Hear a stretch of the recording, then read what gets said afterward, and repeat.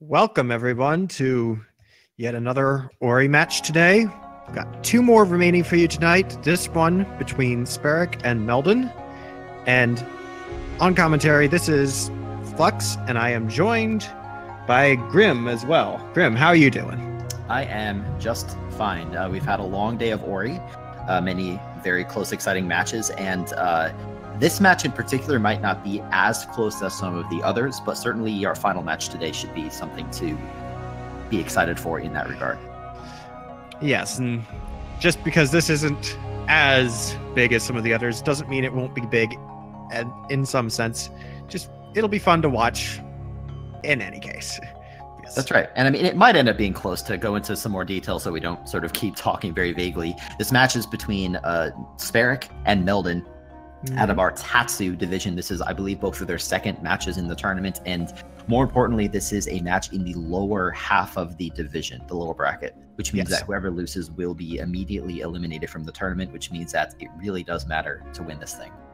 Yes, which even if it's not going to be the most exciting race ever in terms of like the comparative times, there is that tension there.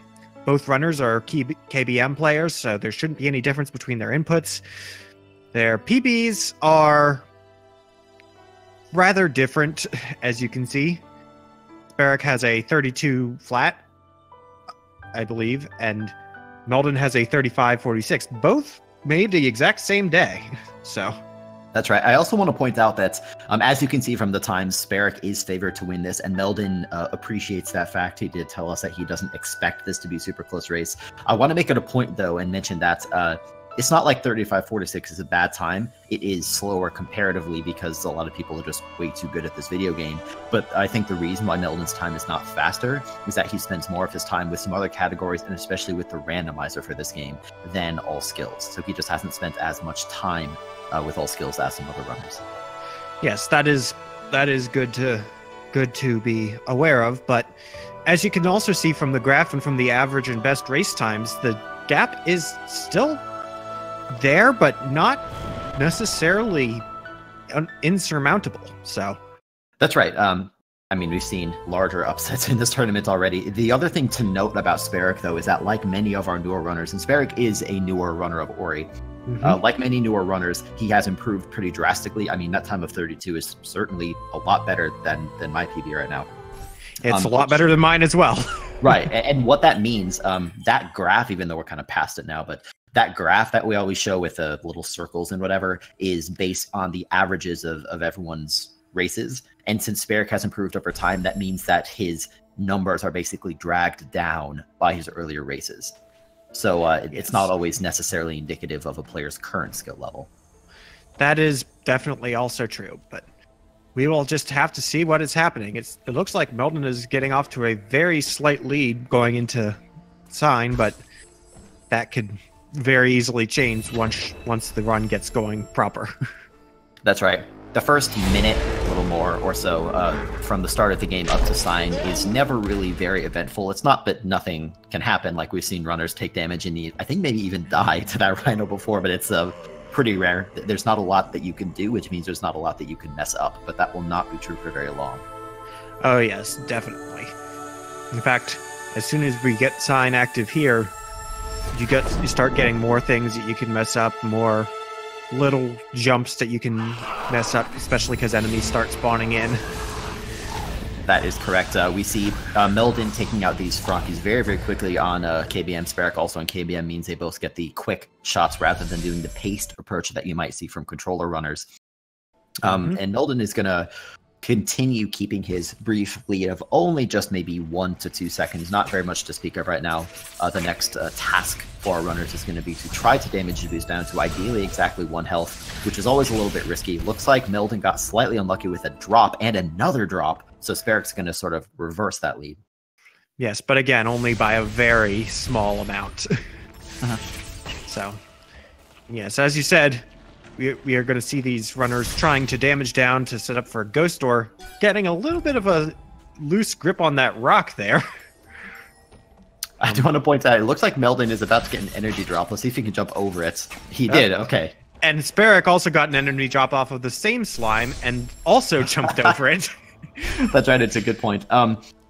In case we've never mentioned this point explicitly, the first time that Ori picks up various kinds of collectibles like experience, health, whatever it might be, you play this little animation where you pick it up and exclaim, I picked up energy, and you're like, Ori, I don't care, I've played this game for hundreds of hours, I know what energy is, but Ori is just as excited as always, so it's nice when you can dodge those. I guess you have to hit them eventually, but it's not like it really makes any difference in the long term, because you can't finish this run without picking up experience unless you go the 0 XP route, and even then I think that's just not using it rather than not getting it. So something to note as we move off to the left here, as always, we're going to be leveling up sort of in this area that what do we call it? I don't know if we have a name for this area, but there's a bunch of brambles and slimes and stuff. And I don't know if there is a specific name. I just know that the Trojan log is there, and that's all I really. The Trojan log and the flower, and we see TheSparik is not leveling up on the way down, so he will be leveling up on the way back up. Meldon is doing the same, so no major difference in the strats there. I feel like in the early game here, Flux, for anyone commentating, we always try to latch on to the most minute little details because, frankly, there often isn't that much variance. I mean, people definitely take pre-wall jump deaths, and when it happens, it's not a fun time. Thankfully, we didn't see it today. But as the run continues, we get more and more skills, we get more and more health, and more energy. There's just a lot more to sort of keep in your head at the same time, which means that in the late game, a 1 second time loss matters sort of a heck of a lot less than 1 second before wall jump. Yeah, and again, it's the way time losses in general will be building up, and as he leveling up off of that flower there and moving on.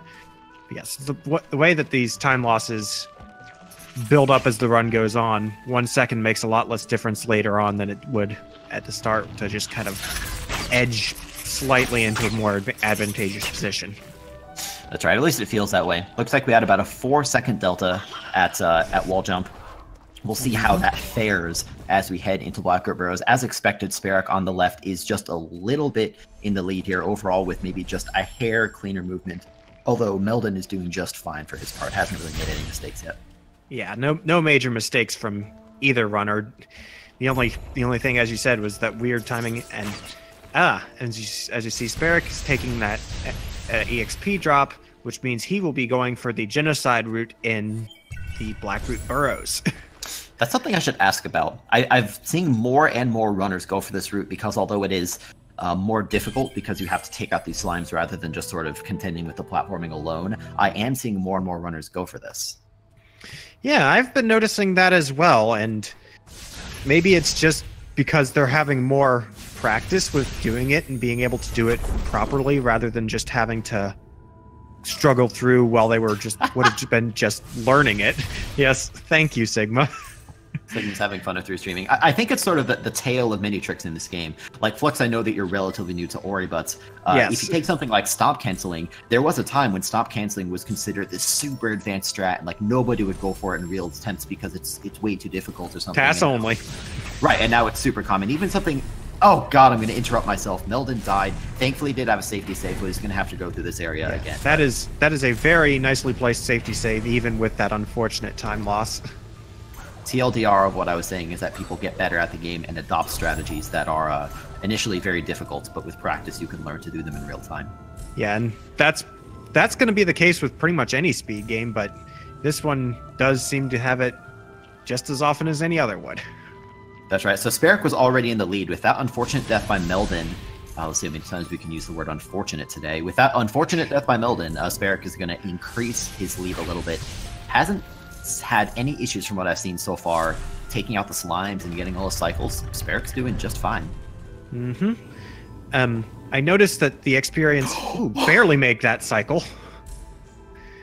But yes, I noticed that a slime experience drop from Meldon was a little bit out of the magnet's reach, so yes, he is opting to kill this slime as well.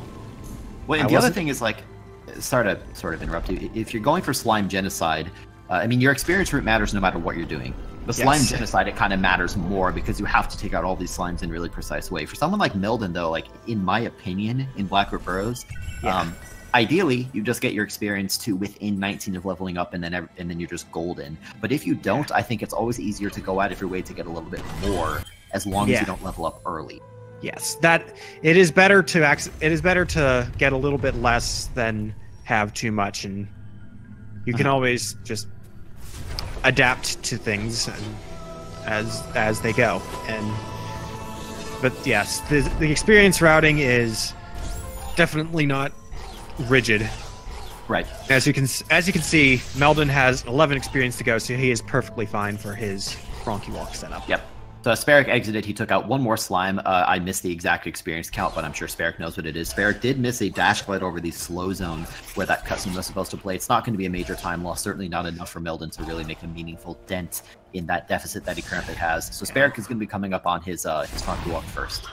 Yes, and although Meldon is still hot on his heels and getting out of Black Root with dash, so and as anybody who knows this game would be able to tell you, messing up the Frankie Walk or the Death Gauntlet afterwards can result in a fairly severe time loss, probably one of the bigger time losses that you can have at this point of the run.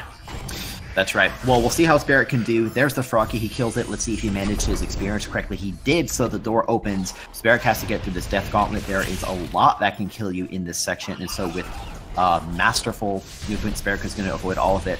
Looks like SpaRik is going to avoid the Death Glide, which is like a 1 or 2 second time save. It's not very much, at the risk of potentially dying and getting sent all the way back to dash. So a perfectly good decision to made it through and took the safety save. Perfectly done. Frankie Walk and Death Gauntlet for SpaRik. And just as SpaRik finishes it, Meldon is coming in there as well. He's going to have to contend with all these same baddies in this area. Now, let's see how SpaRik does with getting the early Grotto Cycle. Ooh, just barely misses it. Fortunately, did not get the 1-frame death there. I'm going to be honest, Flux, I thought he was about to die. That looked very much like... Yeah, that was extremely spooky. Well, no bad luck today. That will be a potential opportunity for Meldon to catch up if Meldon decides to go for this trick and can pull it off successfully.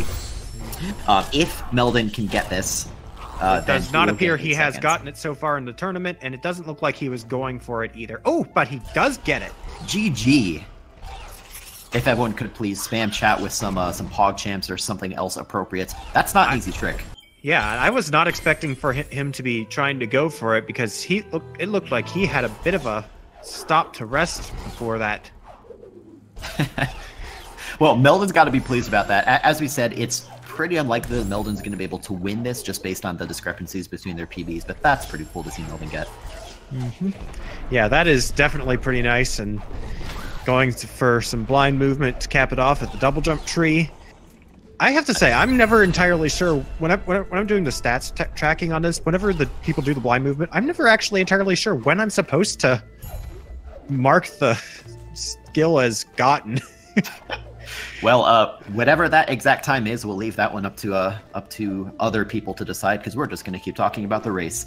Yes. SpaRik is having a surprising amount of difficulty with Grotto Skip. He is through it now, so it's not going to be enough for Meldon to take the lead or anything, but that's certainly going to let Meldon catch up a bit.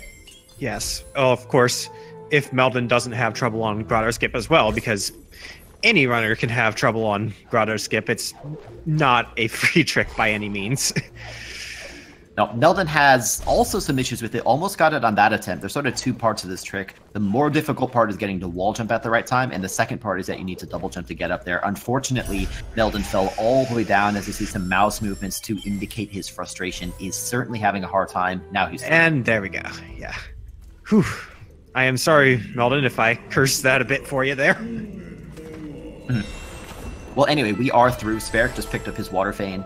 Did a nice job, I think, dodging at least part of this slow movement before Water Vein. There's sort of a lot of that. There's a lot of slow zones in this speedrun, and we know how to skip, not all of it, but parts of pretty much all of them. Yeah, the slow zones, it's like sometimes you just really can't avoid it. Sometimes the game just wants you to slow down for a bit. Even with the UI off, it will slow down and pause sometimes just to bring up a text box that you don't actually see if your UI isn't on. That's right. So SpaRik on the left is still in the lead. To check in with Meldon, Meldon did unfortunately miss a small cutscene. It's not a major time loss, just a little bit of a minor one. I want to reiterate something that we mentioned in our pre-show, which is that SpaRik is treating this like a PB attempt. He knows that he has a better time than Meldon is, so obviously he wants to win, but he's also going to try to get the best race time he can. Unfortunately, with the grotto skip mishaps, that's going to be more difficult. Not out of the woods or anything, but it's going to be more difficult to PB now. Yeah, I would say, but it's all going to come down to the mid and late game as we head up on into the Ginso tree,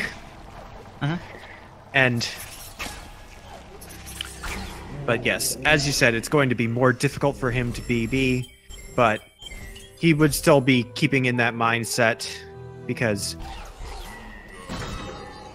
the worst thing that could sorry about that pause. I was picking my words.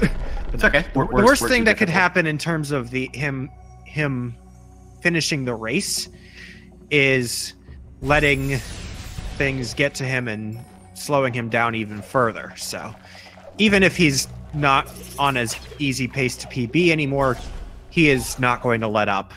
He's not going to let up anytime soon. So let's move on a little bit here. SpaRik has made his way into the Ginso tree. We've talked about it ad nauseum. I think everybody watching probably has a decent idea of what is in store for this dungeon. It's the game's first primary test of our movement ability so far, which is sort of appropriate given that it is a dungeon, right? That's kind of what dungeons are supposed to do.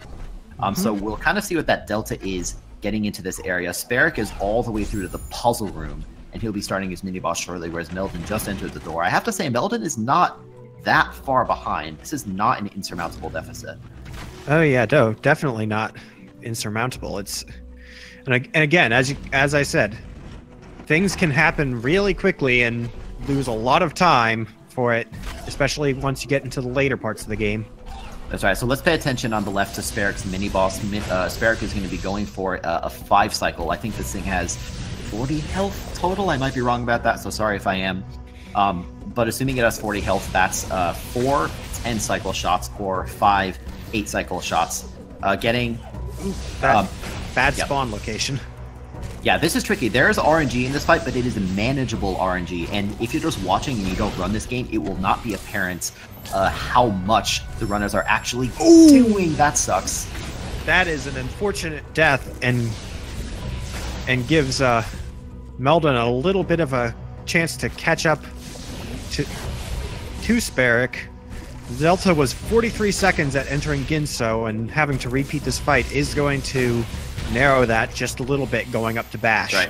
Well, for anyone wondering what happened, like that damage that SpaRik just took is intentional because it's setting up for another ghost door in just about 2 rooms from now. Yes. Unfortunately, SpaRik kind of got stuck because sometimes the jumps and the walls in this game can sort of be stickier than you might expect, and unfortunately just kind of trapped SpaRik down there. Got hugged by the spikes. Ooh, and another death, but he did have a safety save after the mini-boss fight this time.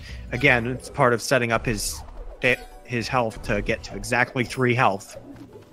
That's right. So Meldon is through his mini-boss fight as well. He's currently in the same room as SpaRik. Those deaths by SpaRik really cost him quite a bit of time. I'm sure that SpaRik, probably similar to the early game, probably overall has a cleaner late game than Meldon as well.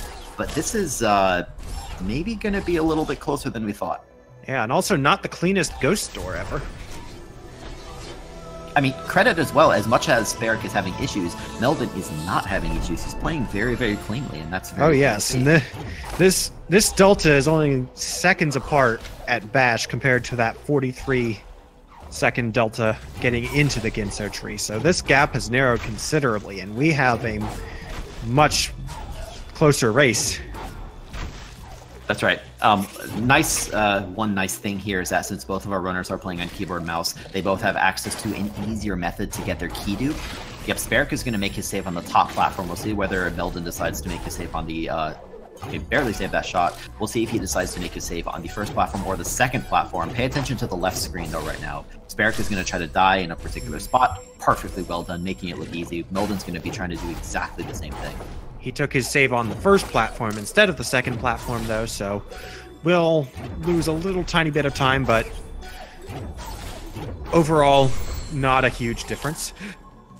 gets his key dupe first try as well, as TheSparik is also dying by that door for a ghost door to get into the second mini-boss of the Ginso tree. TheSparik did get a quick hyperspeed as well. I want to quickly point out that was a nice key dupe by Meldon. It was not the fastest strategy, but given that Meldon took the safer route of landing on top first, he died almost immediately with a quick jump. So, like, Meldon had the fastest possible slow route for that trick, if that makes sense. Yes. And also, speaking of Meldon, I want to just make a mention here.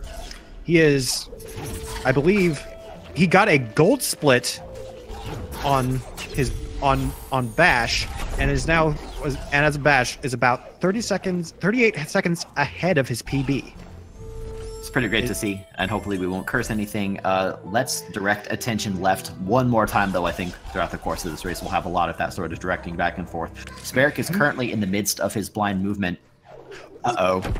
That's okay. TheSparik is in the midst of his blind movement now. He's out of the blind movement, did not make a safety save, so he's just going to go for this frog. And if this frog dies, or if TheSparik dies, he's going to have to do that blind movement once again. We'll see if TheSparik can get through this cleanly. Meldon, when you watch us back, we didn't miss your death. It's just that, you know, we want to talk about swamp entry as well. Yes. But, yes, it also looks like Meldon is going for a slightly different XP route than some runners will use, though, that should get him charge dash a little earlier.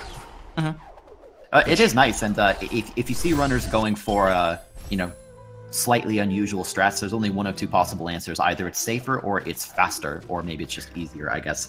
In this case, I believe they're going for the early charge dash route. I think it's a hair faster, not by very much, which is why you don't see every runner going for it, but I think it's faster. Yes. And now Meldon is coming up here on his swamp entry, and that's so close. Yeah, that was. It looked like he got that second set of the double bashes a little bit tight. So, fortunately not killed by that shot hitting him, so he can still salvage this setup. That's right. But both of those misses were very, very close. The first one just barely missed. The second one just barely, well, it didn't miss Ori. I suppose it missed the wall. With that, Meldon is through. He's going to have to not die to this Rhino, and he is past. We're getting a high five from the runners. Meldon is heading towards Stomp, and TheSparik is heading away from it. So, Flux, what do you think about this race so far? Is it what you expected? It is, and thank you, Sigma, for that. But yes, it is definitely. I mean, I don't know if I was expecting anything specifically like this, but it's roughly what it is. Ooh, that little bit of weird movement, but yeah. So that delta at the Ginso tree entry was pretty big, then narrowed at Bash, and now it is widened again. I'm sorry, Flux, I want to interrupt you. TheSparik missed his Kuro cutscene skip and is deciding to not exit and reload. Remember that if you exit and reload and immediately get the trick a second time, it's still faster than watching the cutscene, but TheSparik is going to say, you know what, I'm not going to risk that. I'm just going to watch the cutscene. TheSparik, as you mentioned, has the restream up, which means he knows he's in the lead and can afford that time loss, and maybe in the interest of nerves or something, just said, let's just get this over with. Yeah, I think maybe what he was figuring is he can afford this time loss, but he wouldn't want to risk, like, extending it any. That's right. So you see Meldon dipping under water. He did take damage, so he's actually having a little bit of trouble. I think he just made another save in order to get enough health. Yep. This is really rough. Meldon needs this experience in order to level up early. Well done by him. He needs the experience in order to get his early charge dash, and when you level up, you get your health and energy refilled. Unfortunately, that doesn't happen instantaneously. You have to wait for the wheel to fill up. So Meldon, given that he took damage in advance, was just barely able to get that without dying, but he is through, and will be continuing on. Taking advantage of a few regroups there. That's right. So Meldon only has about a 25%. Oh man, that frog was causing him grief. Frog's going to run over to the left. Let's see if Meldon can improve his percentage. He did not. So Meldon's going to have to sit through this cutscene just like TheSparik. Yes, but he is also opting to not re-attempt it. Just take a little bit of time loss and just keep on trucking, really. That's about it. Meanwhile, TheSparik, despite having some issues here and there, is definitely still in a very comfortable lead. He's made it not only past Charge Flame, but past the past the Spirit Tree cutscene and is heading over to the left side. Meanwhile, we'll check in with Meldon. Meldon is grabbing health cell number 5 in this area that we generally call the Spider Coast. It's a health cell that is not uncommon to see from runners. It's nice to have 5 health, and you need it overall. And if you're going to get 5 health, it's nice to have it early. Yeah, that is definitely true. Although it's a little bit more optimal to save it for later, but having extra health for Sorrow and Misty in particular is a nice little luxury that for a lot of runners is worth that extra time to get. Let's pay attention to Stompless on the left side then. TheSparik is 80%, 4 out of 5 attempts on this trick. Nice stomp cell in midair. Let's see if he can both get the shot and not get Sad Celis. Didn't get Sad Celis, unfortunately got Sad shot, I suppose. His shot was misangled or mispositioned, one of the two, maybe both. So TheSparik, rather than trying the shot again, is just going to head over and stomp the rocks normally. This is a slightly more substantial time loss. It, again, won't be enough for Meldon to catch up or anything, but that's not what TheSparik wanted. Yeah, yes, and meanwhile, checking in on Meldon again, Meldon has Charge Flame and is doing another cutscene skip in front of the Spirit Tree. That is little ways back, maybe can make up a little bit of time against if he gets Stompless right, but it'll still be a little bit before he gets there, so... Alright, so Meldon, we just saw him unlock Charge Dash. That's a skill that TheSparik is going to be unlocking just in a moment here, but remember that Meldon routed his experience a little bit differently to make sure he had the trick, and with that, we'll draw attention to the left side again. TheSparik has his Charge Dash. He's going to use it to do a nice rocket jump off the frog all the way up to the top. He's going to head straight into Sorrow Bash. This is a pretty unassuming sequence break that saves like 20 minutes. It's something absurd.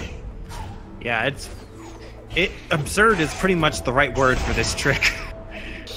Okay, good job by TheSparik, got there first try. I thought that bird was going to die in the spikes. Thankfully, it did not. So with that, TheSparik is into Sorrow, and it's just going to be continuing on. We'll see if he decides to make a safety save before the dangerous Dorito dungeon area.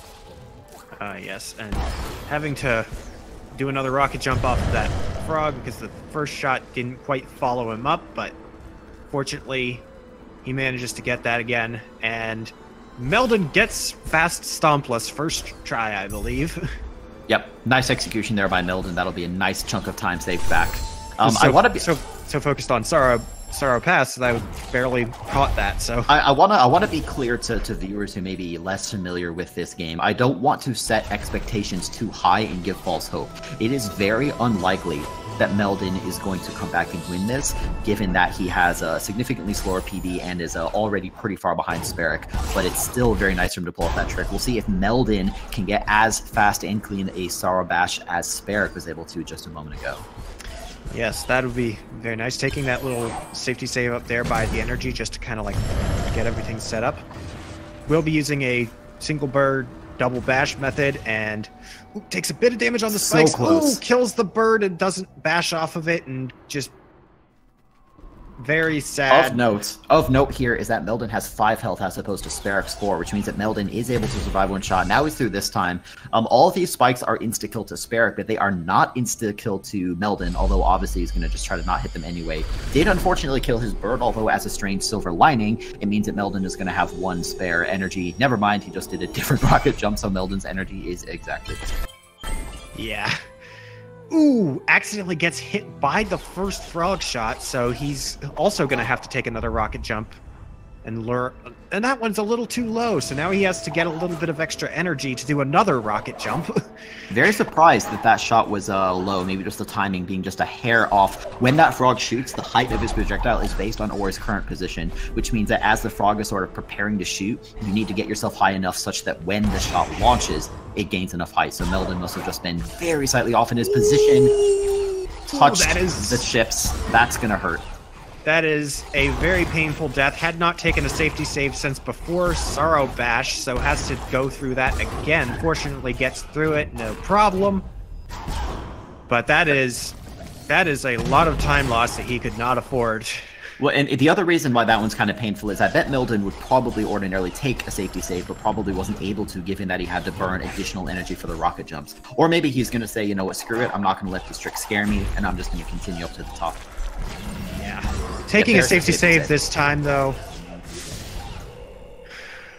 Smart play. This time he's navigating around these spikes just fine, so Meldon really getting his charge jump short late, which one he has to continue on, do a trick known as the Terror Break, and then head up to the Sunstone. Meanwhile, while we've been talking about this and kind of not paying attention to TheSparik has been similarly not paying attention to how difficult Misty Woods is supposed to be. Instead, he's just sort of pushing through it. It does help that we're not supposed to have charge jump in this area. Especially at that little floor that he just broke through without a problem. That's supposed to be your way out of this area, but it's a little faster to just break through it from below with charge jump, since we have it. That's right. You also see TheSparik turning on his user interface. The reason, just to sort of reiterate, is that when your user interface is toggled off, all dialogue is skipped without having to mash.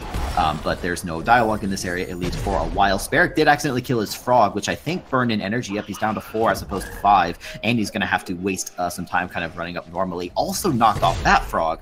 So it looks like TheSparik is going to be, okay, if there's a charge jump, so he did adapt and back that up pretty well, but that's going to be some time loss. He's still alive. He's okay. But at only 1 health. Oh, now up to 3 with that safety save, which is probably a very smart play on his part. Saw that he was low health and just didn't want to risk a death and didn't want to risk major time loss from said death. That's right. So, Flux, I want to ask you a question as we sort of watch TheSparik maneuver through this zone. If Meldon is going to have a chance to catch up, where do you think his best opportunity would be? That is hard to say because, again, as you say, it's very unlikely because not only would Meldon have to be playing his heart out at this point to be able to catch up, but TheSparik would also have to mess up a lot in return. I think I would have to say that. I want to interrupt again, Flux, and say that TheSparik is coming up on his mini-boss. Did take some damage, so he's down to 1 health. I want to see if he makes a save. He is. Very smart play to make that safety save. It's pretty easy to die on this boss. Yeah, and he just evaporates it anyway, so. That is right. So we're seeing, well, we will be seeing sort of a partial high five. Meldon is entering Misty Woods. He has to go from the beginning all the way to climb, and then from climb all the way to this area where TheSparik is now through the double mini bosses and then high five in that little tunnel. Yep. So we'll see if Meldon can pull this off well. I think Meldon's energy and everything is okay, and so we're just going to get to see some high flying acrobatics from Meldon. Yes, indeed. As TheSparik goes back to Blackroot Burrows for grenade, which, if I had to say where I would say like the most likely chance for this gap to narrow at all is probably door warp and unfortunate grenade jump soft locks. Because well, we'll see what happens. The sort of situation with this race that we find ourselves in is that TheSparik could mess up the final escape probably multiple times before Meldon can catch up. I mean, TheSparik is shortly going to be approaching his 11th and final skill, Light Grenade, whereas Meldon is basically an entire skill behind. He's just picking up skill number 10 in the form of Climb. So TheSparik, as expected, is in the lead right now. He has his UI on in preparation for another Save Anywhere with our final ability point to skip what we sort of call the old-fashioned father cutscene. So TheSparik is going to be grabbing Light Grenade in just a moment. Yes, and with that, TheSparik now has every skill in the game and is going to be heading up to Mount Horu, but like I said, that's still going to have some dangers of its own for him to deal with. Nice little pullback from Meldon there. Almost hit the spikes, but was able to avoid damage. I think he may have burned some additional energy, though. I don't know Meldon's energy management as well as he does. So I'm sure he'll be fine. And the nice part about energy in Misty is that ideally you want to use all of it for additional speed, but even if you kind of mess up and lose some of it, you can still get through the whole area. It just might be slower than you want. Yes.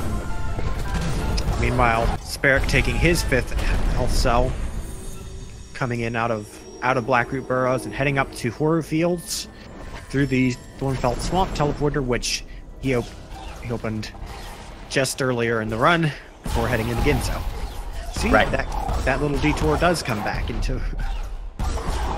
That's right. So I want to point out, and this is very exciting, thank you to Nance for telling us this, one of TheSparik's goals going into this, he's treating it like a PB attempt, but really he's just trying to beat his best race time, and he is still ahead of his previous best race time as of Light Grenade, and I haven't seen any mistakes yet. If TheSparik can pull off a quick door and get to the escape cleanly, he might be able to pull off a new best race time, which would satisfy his goals going into this thing. Very exciting to see.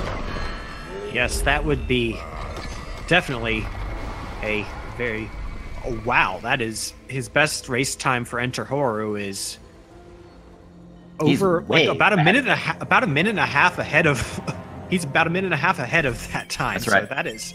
Well, let's pay attention to SpaRik's door. He only has 27.8% on this trick, so not consistent first try, and that's going to continue today. Unfortunately, did not get first try, but if he can get this within just a few attempts, it'll be nice. As you said, Flux, coming into this area, SpaRik was like a minute and a half or something absurd ahead of his best race time. He would have to miss a lot of door warps to lose that.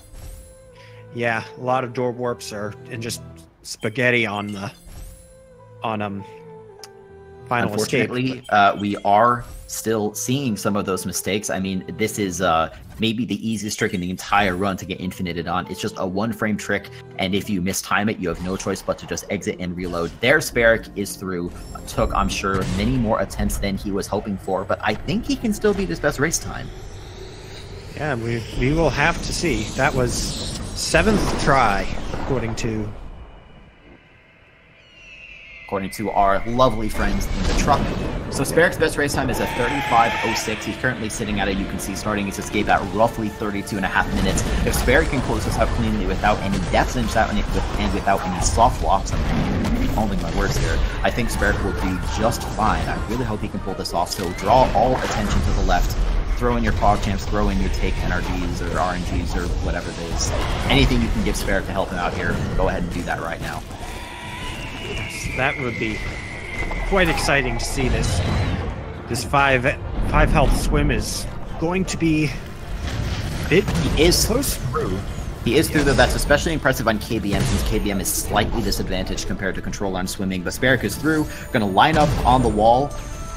Did not get it first try. Thankfully, just like Dora, each missed attempt here doesn't lose you very much, and he has enough energy to take at least 3 more attempts. Yes. Okay, there's one. He has 2 more attempts. If you see the grenade come out, it means he burned half an energy. Missed that one as well. Only has 1 more attempt and fell down. He's going to have to grab another little flaming boulder to get up into position. Come on, SpaRik. We got this. Ooh, he burns all of his energy and has to forgo the grenade jump and just watch this ending cutscene here. That still might be a new best race time, to be quite honest. And definitely still taking the win, but that is an unfortunate way to end the run. That's another unfortunate there. Yes, but remember that's sometimes I think we frame things a little bit incorrectly in this run. Even though SpaRik did not get a PB, he might still get a new best race time, and as you said, he did win. So GG to SpaRik, and will be getting his final time before long. But I want to draw attention now to the other member of this race, MeldonTaragon on the right side. He's coming up on his door as well. SpaRik got 7th try. So if Meldon can beat 7 tries, he will take a moral victory at least. Indeed. And he has a 100% success rate on door warp in this tournament. That's impressive. Remember that this is a true one-frame trick. Sometimes that term gets thrown around too often, but not here. You have to press up on exactly 1 frame, exactly when the game loads. Meldon is continuing that streak. Well done. That is very well done. And meanwhile, as Meldon is starting his final escape, SpaRik is holding right with Naru, and it looks like he will just barely get a 34.59 or 35 even. Either way, that is a new best race time for SpaRik. GG. That's right, GG, not only on that best race time, but on the victory, and hopefully we'll get to chat with them before long here in the interview. But first, we need to wait for Meldon to finish racing some nice charge dash stomp cancels to break many of these barricades, many of which can be broken with either charge dashes or stomps or charge flames. There's sort of multiple ways to break it. Meldon is going to have to be very careful, just like SpaRik, to avoid taking damage in order to survive the poison swim. Yes, and that poison swim is a fairly stressful thing because it takes really precise movement to get through there with the minimum 4 HP. Yep, he's through, and we're going to see if Meldon can pull off his grenade jump as well. Yes. Grenade jumps. That was intentional. Yes. Yeah, that jump was intentional, set things up. Yep. Almost got Sigma Rock still, but fortunately pulled back just in time, and he's on his grenade jump attempts. You can do this. I want to say that Meldon might only have, only 2 more attempts. He only has 1 full energy. And he gets the jump and not the soft block. GG to Meldon on that race. That was still a very nicely done Orion, if you ask me. The results of this race are what we expected, and because this is a lower half of the bracket, a lower bracket match, unfortunately that means that Meldon is going to be eliminated from the tournament. But that is okay. It's the nature of tournaments like this that at some point people have to start being knocked out so that we can eventually crown a winner. But that's a long way from now. We have a lot of matches to go. Meldon's going to be holding right. We'll get final time for him as well. And then I want to see if we can get our guys in for an interview. Yes, and Meldon finishing up at 36:51. So just a little bit less than 2 minutes difference between these two runners, which is pretty much what we were expecting from the beginning. 36:50, shall I say. That's right. So GG to both runners. GG on TheSparik for the victory. We'll run through the brackets and whatnot shortly. I do see TheSparik on deck, so I think we're going to be getting an interview with him. Meldon declined the interview, very understandable. So we will be talking with our victor TheSparik very, very shortly. And here he is. Welcome. Yes, GG on the race and on the win. Thank you very much. That was quite something. I mean, yay, I improved best race time. Yeah. Yes. Were you nervous going into this thing? Yeah, I was actually pretty nervous, at least at the start. I'm always nervous about how well I will do on Black Brothers, and I think I've done pretty well this time. So the nervousness was gone since then. And also I noticed that I was ahead by a fair amount. So I wasn't really nervous, but late game, it still fell apart, and yeah. Sure. Well, Flux, I'll toss to you for the next question. Yes, I mean, yes, as you said, late game can happen to anyone, but I would be interested to hear was.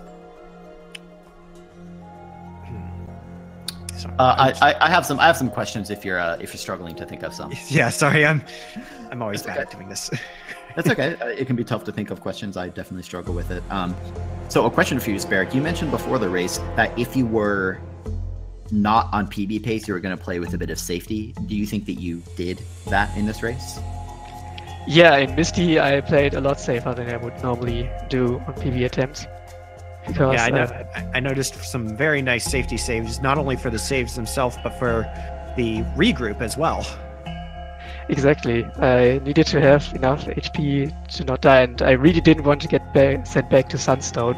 And since I didn't save at Misty entry there, I saved right after.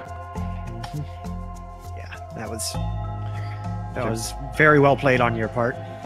Well, I'll ask you another one, TheSparik. With this win, you're going to be going against either Redrum or Delilah. That's a match that we were actually going to have as the first one of this block of matches today, but unfortunately Red is ill at the moment, so we had to postpone.